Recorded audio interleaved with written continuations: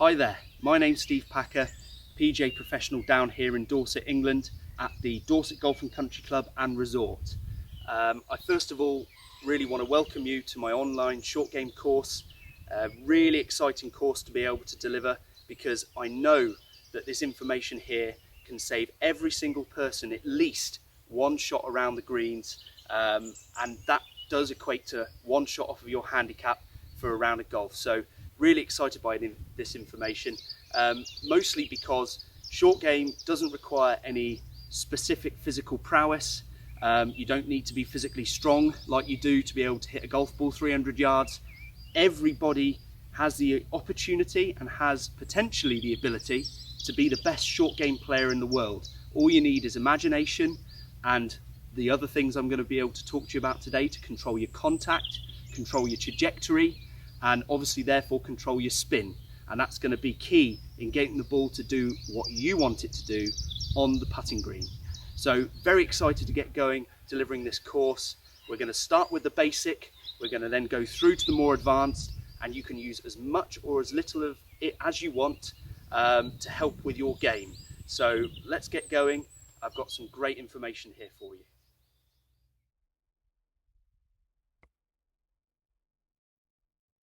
Let's start with the basics. What are the key ingredients that you need in order to have an absolutely superb, reliable short game? Well, the first thing, which it boils down to, is contact. Making sure that you can control where the club contacts the floor and therefore how it contacts the ball in order to put the same strike on the ball every time, to therefore impart the same amount of spin every time, so that your shots are predictable. So no thins, no fats, no ball coming out fast, then another ball coming out slow. We need the same sort of contact every time in order to be able to make predictable golf shots.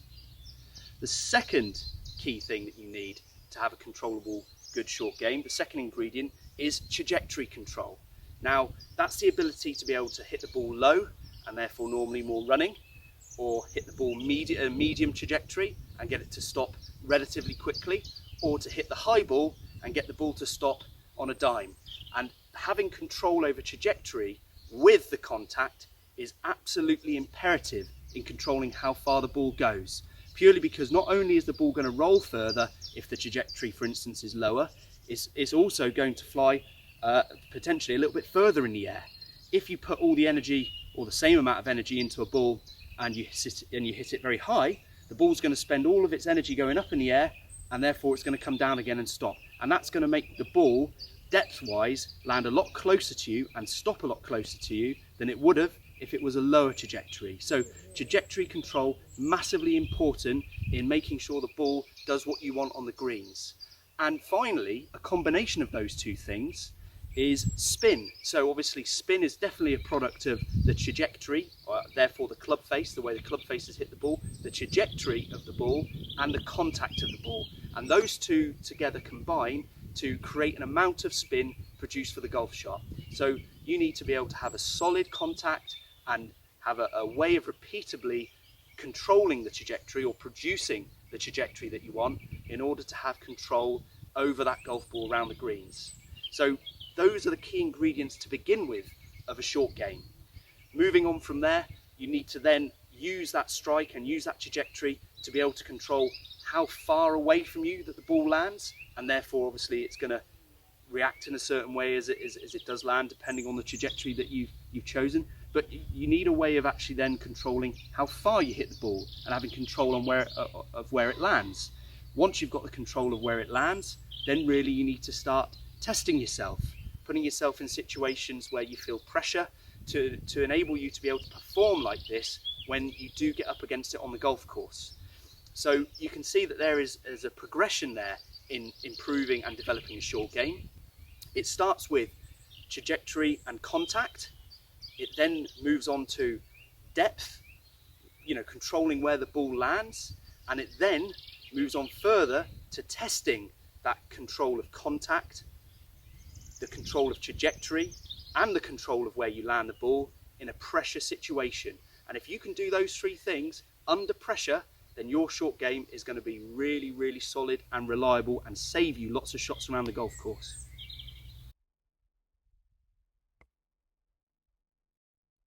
So before we get into the specifics of the setup, the first element that I want you to have an understanding of is ball position. So people get a little bit confused with ball position, mostly because we rely on our feet in order to judge where the ball is in relation to our golf swing. But what I want to propose to you is a different set of logic. Is the ball position isn't really there in relation to the feet. The feet are just convenient because they're placed on the floor. The golf swing is very much our upper body and our upper torso, and namely it's our left arm and the club. Those two things produce the golf swing. So really ball position should be in relation to our left shoulder and our club. Now the furthest forward I can ever hit a golf ball is when my club and my arm line up, and after that the club's going to start moving up and away from the floor, and that's going to signal the point where I won't be able to contact the golf ball anymore. So if we call this 0, this is where the club would effectively come down. It'd be neither hitting down nor up, it would just be completely at 0. Every ball position back from that left arm is going to help you to hit down on the ball more. So let's take that one step further. In the setup for a short game shot, I think you'll agree with me that what we're looking for is a very narrow stance, something where we've got a couple of inches between heel and heel for a pretty typical basic shot. We're then also, normally for a short game shot, going to load our weight on our lead foot. That again is something which is widely accepted as a good thing to do to chip, and I'm not disagreeing. But if you look at what that's done to ball position, if you said I'm going to put the ball level with my front foot, I'm going to move my weight forwards. If we then draw a line up from our left heel, our front heel, and we see where it is in relation to our shoulders and our chest, you can see that that is back of center of our sternum, which I would consider sternum, is a pretty back ball position. Back of sternum is exceedingly far back. So we don't actually need to move the ball position with our feet back for a short game shot for the most part. All we need to do is narrow the feet and put our weight on the front foot, and the ball actually needs to stay somewhere near our left foot. Now, just to show how that works with the driver, obviously we've got our ball position here, narrow stance, weight on the front foot. If I was going to then widen my feet, keeping my ball on my front foot inside level with the heel, you can see that the ball position has moved forwards to my sternum. It's no longer back of sternum, and all I did to achieve that is widen my stance out. Now as I get my stance wider again, and I'm getting somewhere out near towards a typical driver stance, you can see now that that forward ball position with the feet off the inside left heel is now level with my left shoulder, which is perfect for the driver. We're looking to sort of line everything up as we strike a ball with the driver. So you can see how the ball stays in the same position, level with the inside of the front foot, but depending on how wide your stance, that ball gets moved back and then gets moved forward again as you get wider. So I want you to really understand and appreciate that to play a short game shot, yes, the ball needs to be put back in your golf swing, but that does not mean you need to move the ball back in relation to your feet. You just need to narrow your stance, you need to put your weight on that front foot, and those two things alone will move the ball far enough back in your golf swing in order for you to hit down and create the strike and the shot and the shape that you're going to be looking to for that short game. So don't get too alarmed when I mention having the ball level with the inside of the left foot for a typical short game chip or pitch, purely because with the stance width and with the weight, that is going to help you hit down on the ball and help the ball be far enough back in relation to the golf swing for you to make those great strikes and contacts. So stance width, weight and ball position, understand how those pieces really influence how you're going to hit the golf ball and where you're going to hit the golf ball in relation to your golf swing.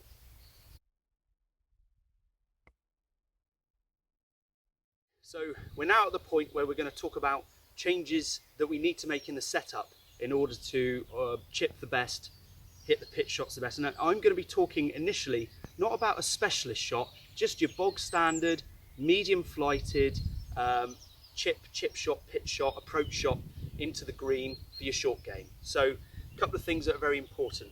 First one we've already mentioned in the ball position part, which is stance width. What we're going to do is really narrow that down, and that surprises a lot of people how narrow we need to be, but narrow is definitely the best way to play just the standard medium flighted pitch or chip shot in. So we're going narrow with the feet.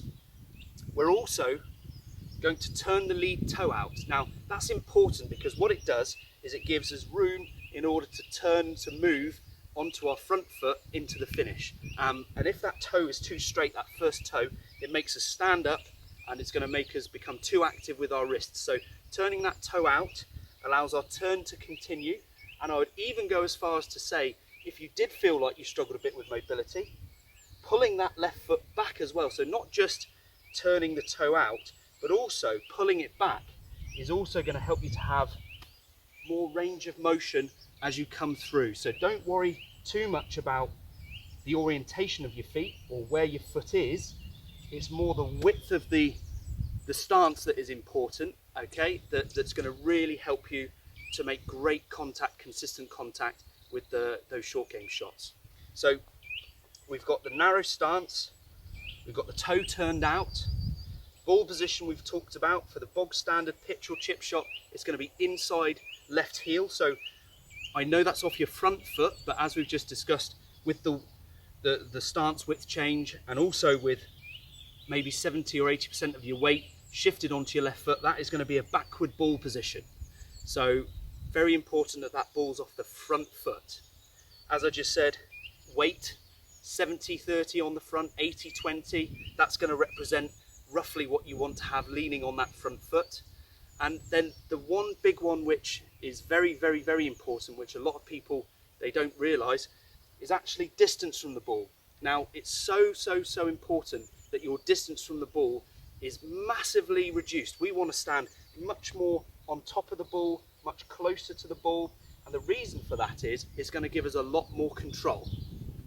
To obviously counteract how close you're standing, you are going to be standing a little taller potentially, but you're going to want to grip down a little bit. By gripping down, it's going to allow you to then bend over a little bit more and get nice and close to help you with that control. Now, why is that so important? Well, first of all, it's a power thing. If you're trying to create lots of force and power, you're looking to have the most reach possible. We're looking to be really stretched out, create lots of angle coming from around, which is great for power. But in short game, actually what we want to produce isn't very little power. It's mostly about accuracy. So the more power we can take away, the more accurate you're going to become in your short game. So by standing closer, you're going to make the swing more upright. And by getting closer and more upright, you're going to produce less angles, and that's going to produce an awful lot less speed and power. So very, very important that we stand close. And interestingly, again, that is the main adjustment that we'll talk about as you start to get further back from the green or as you start to get closer to the green. A lot of the principles we're talking about are going to stay the same. The stance width, the ball position. But the main thing that will change is actually how far away you are from the ball. So if you're right up against the green, we're going to be talking about in a minute getting really close and on top of the ball. If you're back away from the green a little bit, giving yourself more space is instantly going to build in more power and allow you to get that golf ball onto the putting surface. So that is ever so important. Now, why do we want to take power away from a short game shot? Well, the reason being, if you think about when you stand over a short game shot and you're ready to play, probably one of the biggest things I see hinder people is that lack of confidence to strike and hit the pitch shot with some authority because they're worried about the ball flying over the back of the green.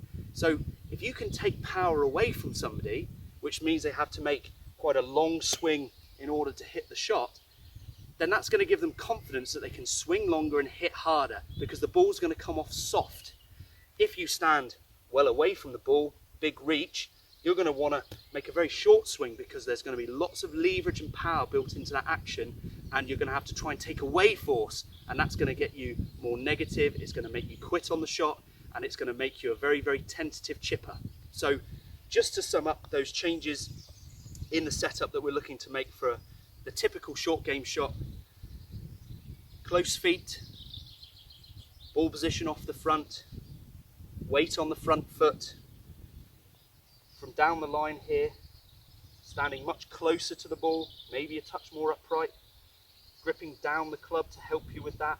And that's going to, of course, make some swing changes happen for us, which are very, very, very beneficial and ideal for a short game shot. Okay, now we've talked about the setup changes that we're looking to make. We now need to just detail the couple of swing changes that are very important in order to play successful short game shots. The first one I'd suggest is we need to increase the connection between the arms and the torso. Now, what I'm doing to demonstrate this, and this is a really great drill which you can use, is we're going to call it the towel drill. Now, your towel is going to turn into your best friend when you're practicing your short game, and the reason is it's going to help your body and your arms stay more together. Now, that is important because body and arm separation is actually, again, a very key component in generating force. So if you look at the golf swing, we get to the top of the swing, body goes, arms stay back there, and they separate, and then the body stops, and then the arms overtake, creating that crack of a whip. That is not what we want for short game. For short game, we want to become one block. We want our arms, our torso, our body, all to sort of work together in sync. And one of the best ways that you can start to encourage that is with your new best friend for short game, the towel. And now this shot actually, or this movement, is going to be appropriate for every shot we play. Even the specialist shots, we're looking to always keep our torso and our arms connected. So that's a really, really big difference in the short game to the full golf swing. The other thing that's really worth noting for the short game is that we want to make sure that our legs remain very passive. So we've got them really close together, which in itself hopefully helps eliminate their movement. But other than that, we actually want to feel like we wear lead boots when we chip. We don't want our feet to be driving in, thrusting up. We don't want our pelvis to be really pushing and extending. We want our tummy, our chest, and our arms together, all working as one. And then our wrists are going to do what we need them to do in order to produce the trajectory that we're going to want to produce. And I'm going to move on to those adjustments later. But the basics are the chest and the tummy is going to do the whole movement. The legs are going to be like lead boots. Now, that doesn't mean that we want flat foot chipping. Quite the contrary. What we want is for the body to control the shot, the body to do all the movements and momentum. But when that body comes through, it's going to start to tug on that right hip. It's going to start to pull that right leg around, or that rear leg around, and it's going to just tease the foot off the floor.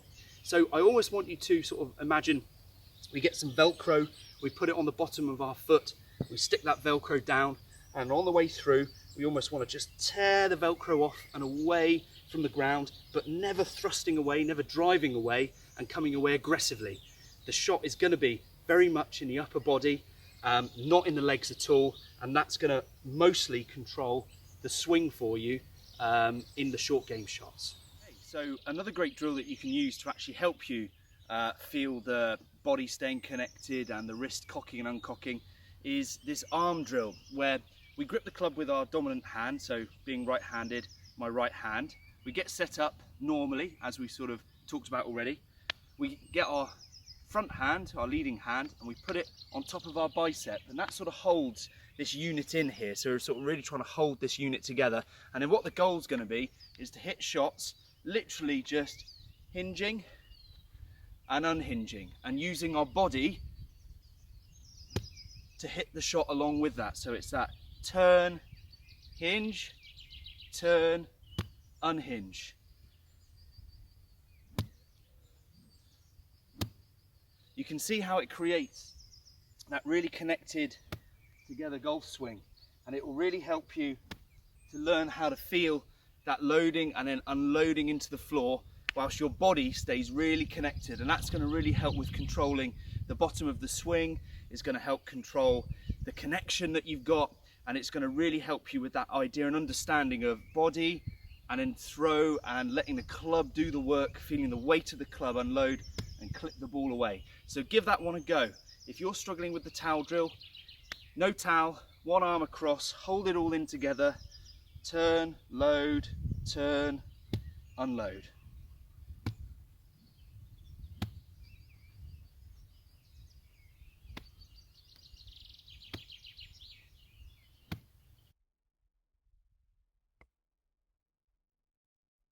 Right then, we've got to that bit now where we're going to start to talk about controlling where and how the club hits the floor. So we're just, like I said, going to start off with a basic chip shot, so nothing fancy, mid-trajectory, not low and running, not high and stopping. Now we need to sort of look at what controls where the club hits the ground.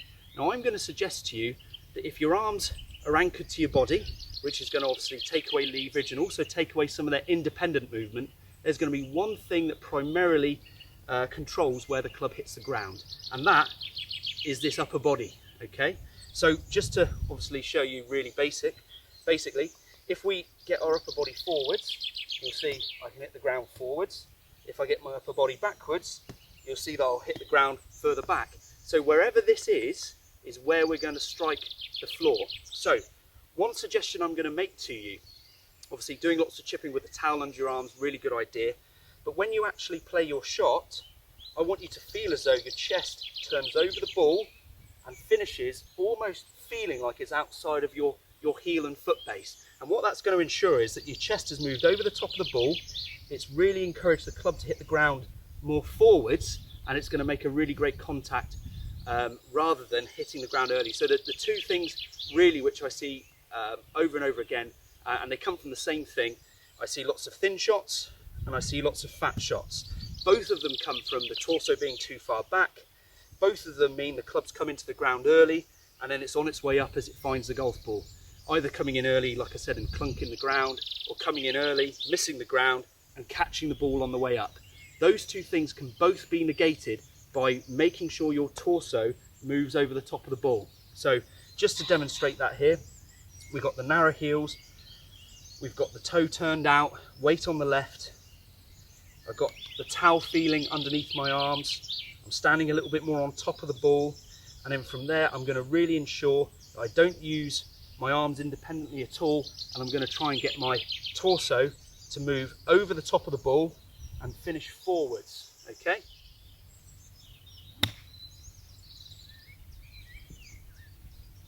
Beautiful. Really came off solid, nice high flight, really good strike.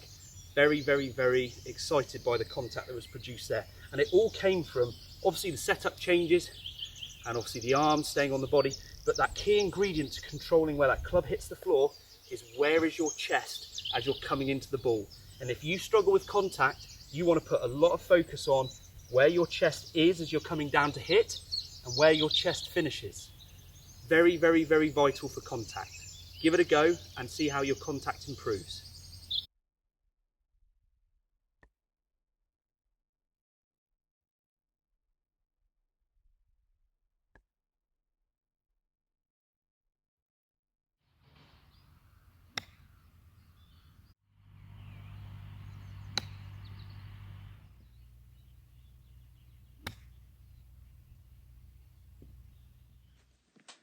Here's an example of one of the best players in the world demonstrating the short game principles we've discussed so far. This is Shingo Katayama, warming up for his round at the Masters, just flicking a few wedge shots away. Now what you can already glean from his setup is these are likely to be medium flighted wedge shots, and we can tell that because of the familiar things we've discussed so far in his setup. So let's just delve into those quickly. We can see his front foot is flared out, his distance from the ball is greatly reduced, his ball position is on the inside of his front foot. The shaft is pretty vertical, so not leaning forwards or leaning back, and he's choked down a little bit on the grip here. On his upper body, you can see that he's shifted his body more to favour his front foot, and he's already got some pressure under his arms here to help his body be the primary mover in the action and not let his arms move independently. Now let's have a look at his swing. As he swings back, you're going to notice how that pressure is maintained under his arms. We've got that toe pointing up to the sky, so if that peg was on there, we can see that that would be a medium flighted shot. And if anything, his head has moved forward slightly in anticipation for his head to move forwards in the follow through as he turns over the top of the ball. As he goes down through the ball, what you're going to see is his body turns over the top of the ball. We keep that pressure in both arms, and those legs are really, really quiet. We don't see them doing much at all. So those dead sort of lead boots, and he just teases that foot off the floor with that idea of the Velcro we talked about as his body and his hips pull that foot off the floor. So all in all, a fantastic little short game action. one that demonstrates all the right things and one we should try and emulate to the best of our ability. Absolutely fantastic, and to me, very well deserved for him to be playing at the Masters with a short game action like this.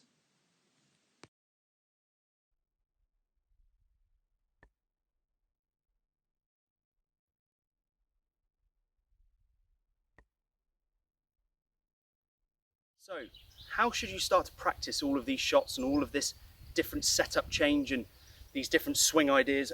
What's the best way to start to implement them? Well, my view is very simple. There are different stages of learning. Now, to put that very quickly and simply, I think that you need to give yourself freedom at the start in order to make mistakes. So, my first sort of stop on the improvement and the learning ladder is chipping into oblivion. I don't want you to have a target. I don't want you to have an aim or a goal.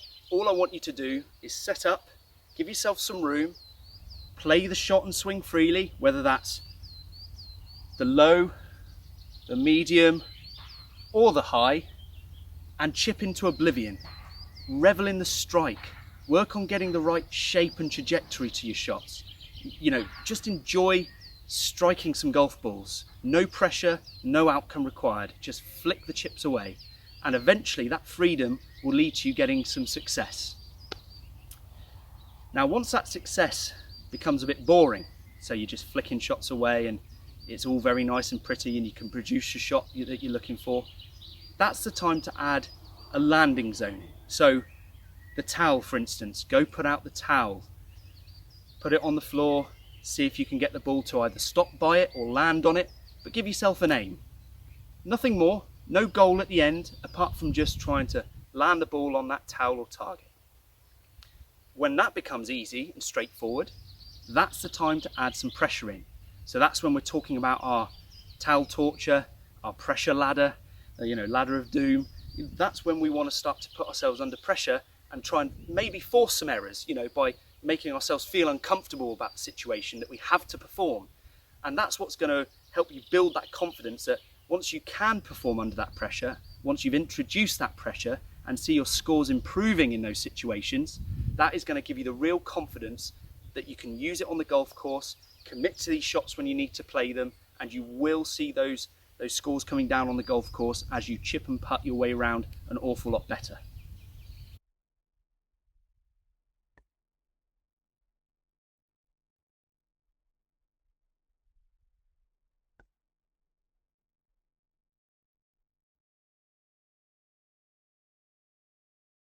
So now we're on to the drills part of this video. I'm going to give you some things that you can practice at home, really interesting ways to work on these shots. And the first one is definitely a depth drill, so sort of working on your landing zones, and I call this one towel torture. So what you're going to do is you're going to lay out a towel out there in the garden or on the putting green if you want, and you're going to aim to try and get the ball to land on the towel. Now, if that's really hard at the start, which I can appreciate, what you want to do is count how many times it takes you to chip before you can land the ball on the towel. So that's sort of stage one of practice. Really important to try and give yourself something that's achievable at the start and not too frustrating. But once you can hit the towel in a matter of balls, say 10 balls, your aim would be to try and see or how long it takes you to land 3 balls on the towel. So obviously not sequentially, just how much time it takes you or how many balls it takes you to land 3 balls on the towel. If that becomes too easy, so you're landing the ball on the towel, once every 6 or 7 balls, the aim would be to make it even more challenging and add more pressure. So you would maybe see how long it took you to land 2 sequentially. So land 1 on the towel, great. You've got to land the next ball on the towel for it to count. If you miss, the game starts over again and you keep counting. So that would be a really great way of adding some pressure. And of course that sequential landing on the towel could increase 3 balls in a row, 4 balls in a row, 5 balls in a row, however many balls it takes to put you under pressure and scrutinize that technique. So have a go. Towel torture, it's a tough one, no question.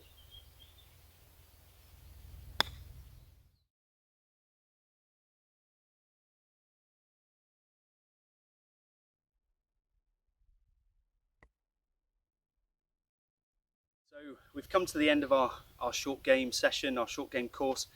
I really hope you've enjoyed it, and I hope that you've heard some information here that you've never heard before.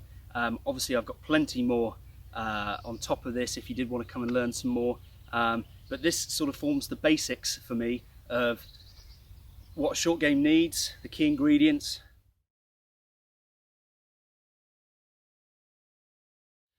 Like I said, really excited to hear some feedback. Good luck with your practice, and I look forward to seeing you again next time.